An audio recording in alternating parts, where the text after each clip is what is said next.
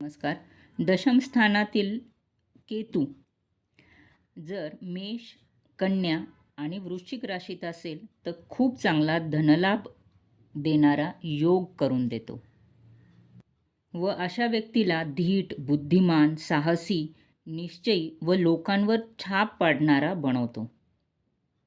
आणि जर हा केतू कर्क, वृश्चिक आणि मीन राशीत असेल तर खूप चांगली अध्यात्म प्रगती देतो. भक्ती, योग, ध्यान, तप अशा गोष्टी यांच्याकडून सहज घडतात. जुनी शास्त्रे, पुराणे, इतिहास, वेदांत यांना खूप चांगला अभ्यास मिळतो.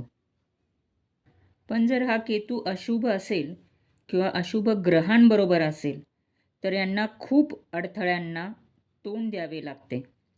बरेच वेळा अपयश घडते किंवा यांची कार्य पूर्ण होण्यामध्ये खूप त्रास होतो.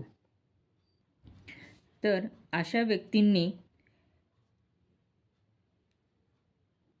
बॅड हॅबिट्स म्हणजे जुगार, दारू किंवा हाणामारी अशा कार्यापासनं लांब राहावे व स्वतःचे संरक्षण करावे.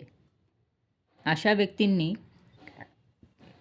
व्यक्तींना उपाय म्हणून जर नैराश्य आले किंवा असे वाटले की कामांमध्ये अडथळे येतात तर त्यावेळेस जप किंवा शिव उपासना करणे गरजेचे आहे.